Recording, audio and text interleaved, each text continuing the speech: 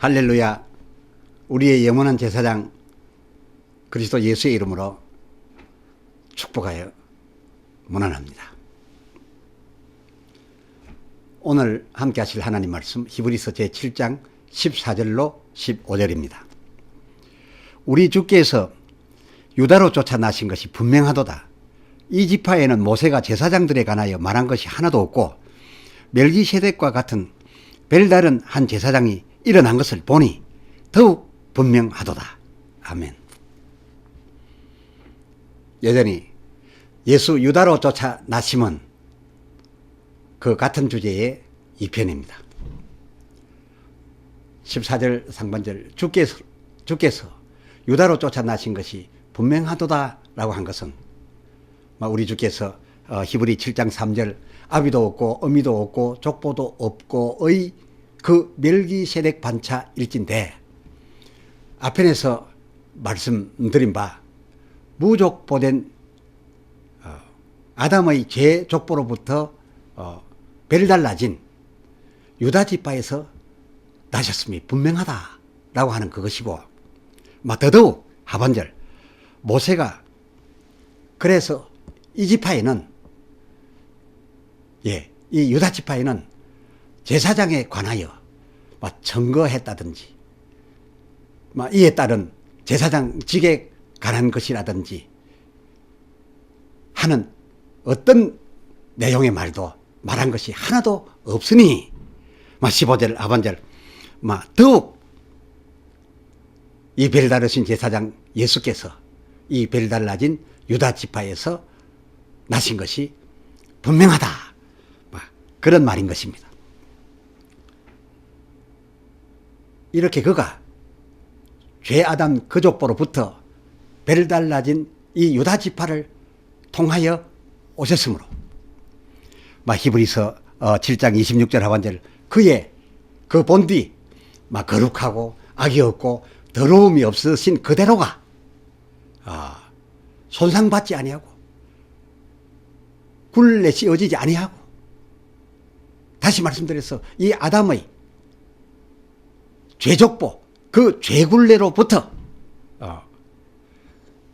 자유하게 이와 같이 이 세상에 등극할 수 있었다 하는 그겁니다. 해서 그는 그 27절 저희 그 대제사장들처럼 백성을 위하여 속죄 제사를 할 때마다 백성들의 죄 이야기에 앞서서 먼저 제사장 자기 죄를 위하여 속죄했던 것처럼 그렇게 매번 제사할 필요가 없으셨던 겁니다. 그야말로 그는 무죄 그대로가 유지되었더라 그것입니다.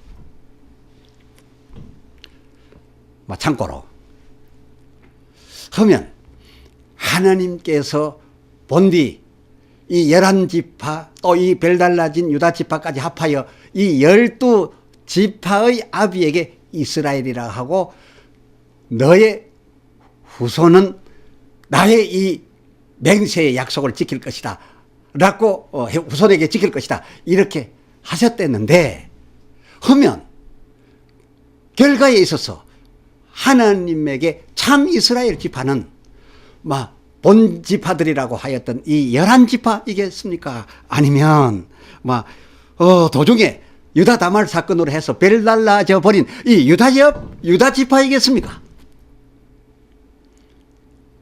그것이 궁금하겠습니다만 그러나 그것은 하나님이시자 곧 하나님의 아들이신 예수께서 요한복음 1장 11절 자기 백성이라 칭하셨던 하나님의 뜻대로 이 예수님은 하나님의 백성 이스라엘을 가리켜 자기 백성이라 하지 않았겠습니까? 이 예수께서 자기 백성이라 칭하셨던 그 백성 바로 이 백성이 하나님의 참 이스라엘이겠는데 그렇다면 그 지파는 어느 지파이겠습니까? 그렇습니다. 도중에 별달라졌지만 이 별달라진 유다 지파 그들 유대인들을 가리켜 자기 백성이라 했던 것입니다. 그런데 뜻밖에도 이 자기 백성인 이 유대인들이 예수님 당신을 영접지 아니했지 뭡니까? 영접지 아니하니까 본래 그 11지파, 본래 형제들이었던 그 11지파를 가리켜서 마태복음 10장 6절 이스라엘의 잃어버린 자들이라.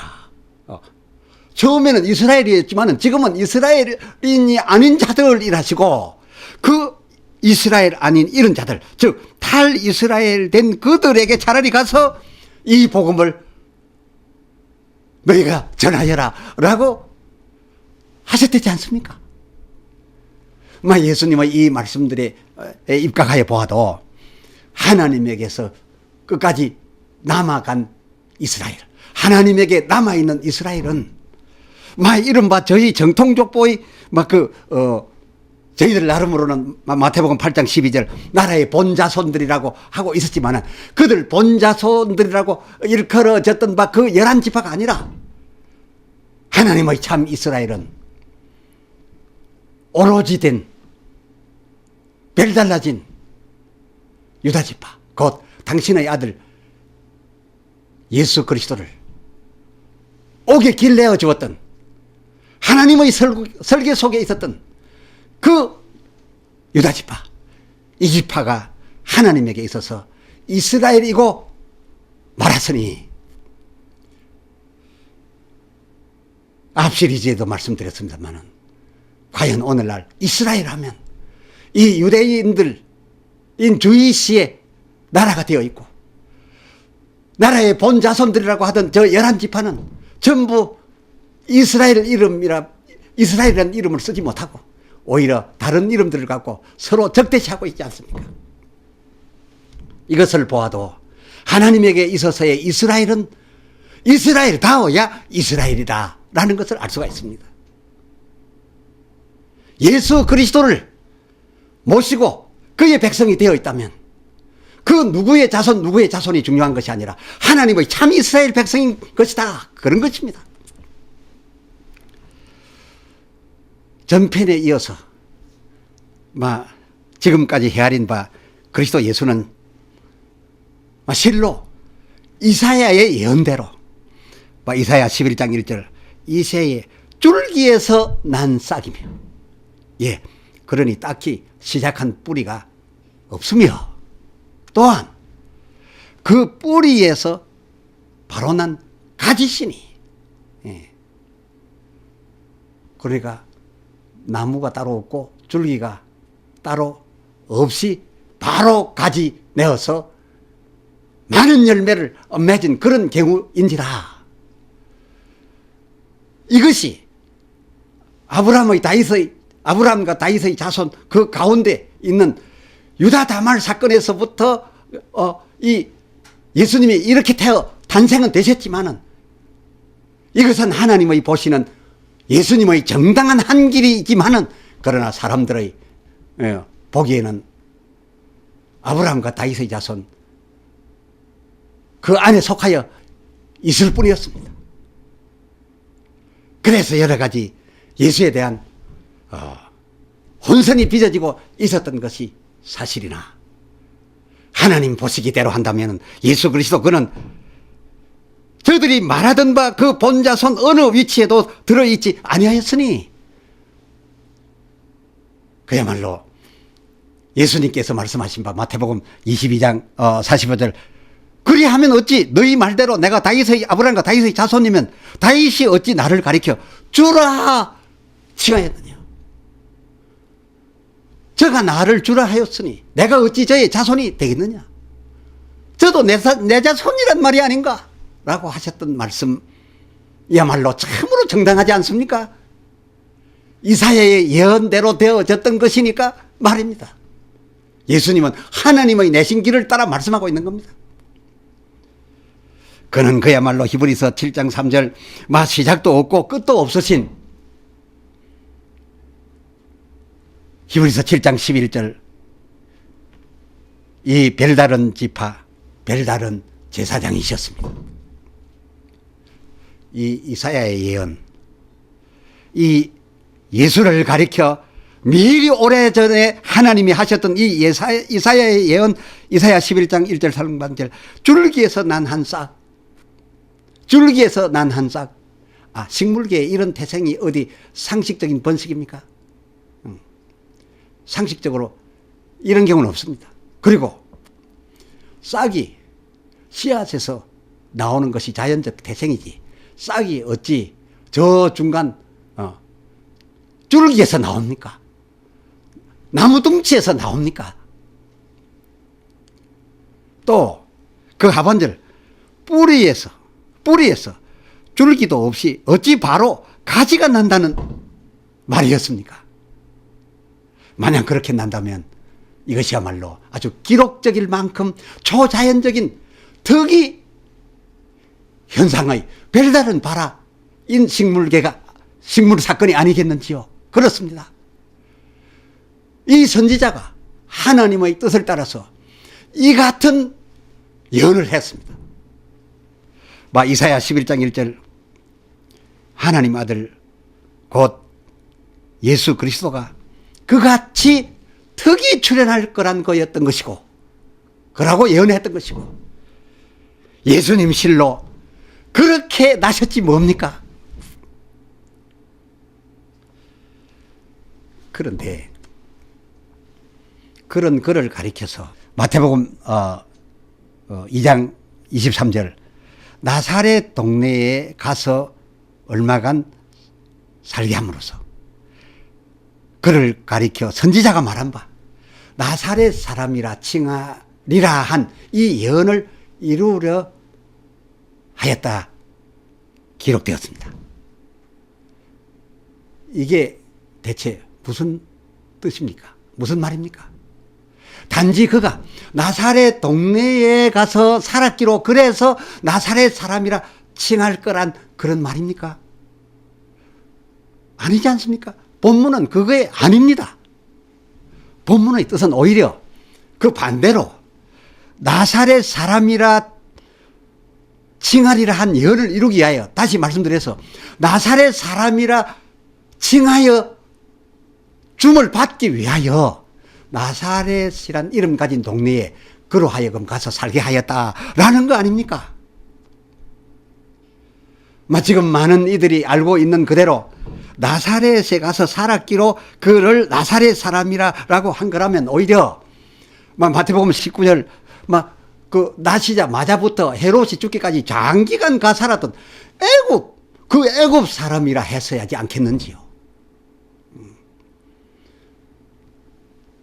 사람들은 보통 소개할 때에 가서 얼마간 살았던 동네를 붙여서 말하지 아니하고 출생지를 따라 소개합니다. 그렇지 않습니까?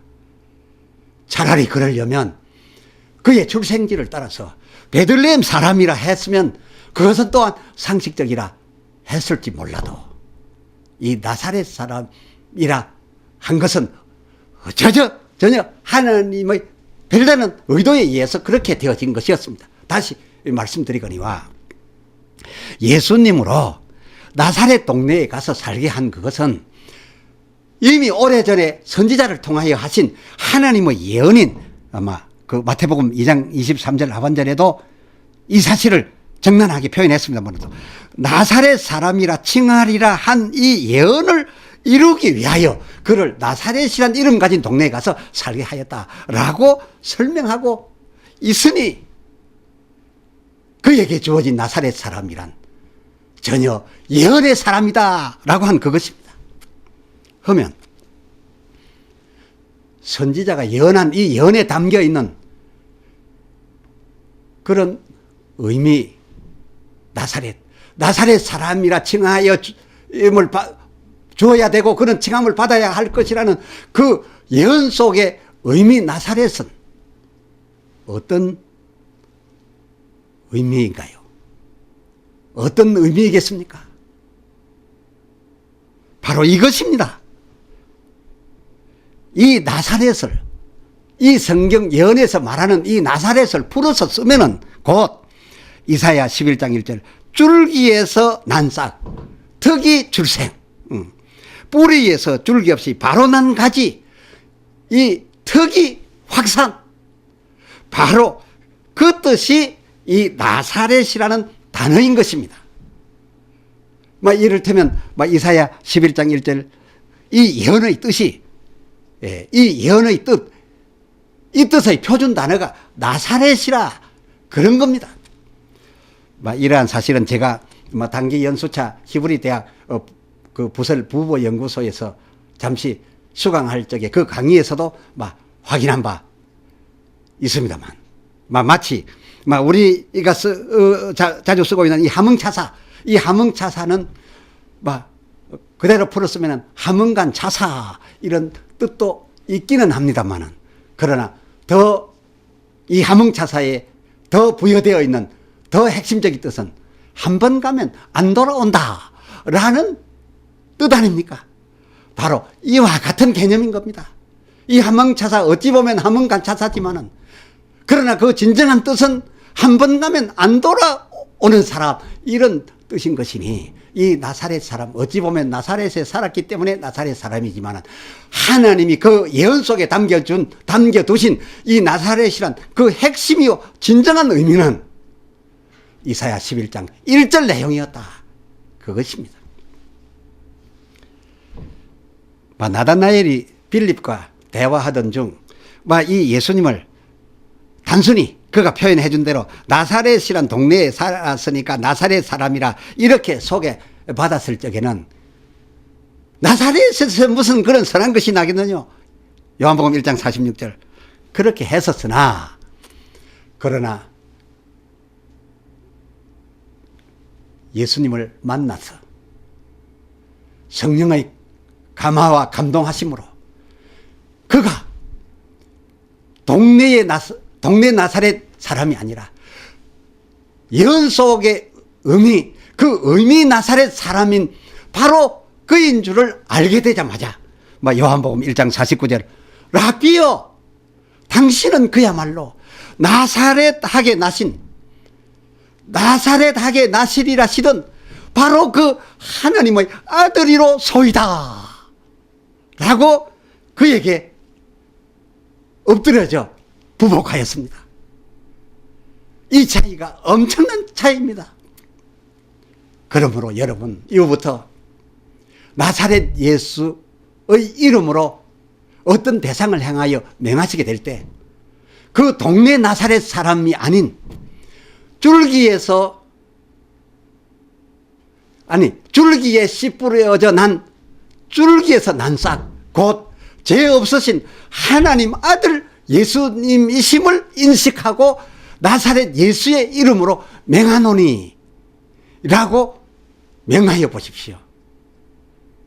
그렇게 되면 그 결과는 전혀 다르게 나타나게 될 것입니다. 할렐루야. 기도합시다. 하나님 아버지, 전편에 이어 이 후편까지에서 저희가 발견한 것은 왜 별달라진 유다 지파가 생기게 되었던 것인지 잘 알게 되었습니다. 그 아담 제족보 된 별달라진 유다 지파 아니었으면 그 본디 거룩하신 하나님의 아들이 죄의 굴레를 쓰지 않고 죄 없으심 그대로 어찌 우리에게 나타날 수 있었겠나이까? 주께서 만일 저들이 아는 그대로 하여 아담 이하로 내려온 아브라함과 다윗의 자손 그 이상도 그 이하도 아니었더라고 한다면 제가 쓴 제굴레 그대로 가지고서 어찌 우리를 이와 같이 온전히 구원할 수 있었겠나이까? 우리 영원하신 제사장 되신 예수 그리스도, 그는 참으로 하나님이 아셨던 바 이사야의 예언에 담았던 그 나사렛인이셨습니다. 그로 나사렛 사람이라 불리어지게 하기 위하여 세상 사람들이 불러줄 수 있었던 동네 이름 나사렛 하고 있는 나사렛 동네에 가서 살게 하셨다 했으니, 우리가 진실로 이 세상 우리들이 보고 느끼는 바로서 하나님의 거기에 담겨 심어 놓으신 진정한 뜻이 무엇인지 그것을 찾아내어 그것을 믿고 그것을 따라야 되겠사온데 우리의 둔한 머리로 어찌 알 수 있겠나이까? 오 주여, 나다나엘이 빌립에게 들을 때에 이는 깨닫지 못했으나 예수님을 만나서 예수님과 함께 하시는 성령과 그 권능의 역사심의 영역 속에 들어가게 될 때에는 같은 나사렛이라도 하나님이 아는 나사렛, 그 나사렛 예수로 제가 고백하였던 것을 보면서 오 구합니다. 성령이여 도와주시옵소서. 성령께서 이 세상 모든 것을 볼 때마다 거기에 담아두신 하나님의 뜻을 동시에 알게 하여 주시옵소서. 우리 주 예수 그리스도의 이름으로 간절히 기도드려 구하옵나이다. 아멘.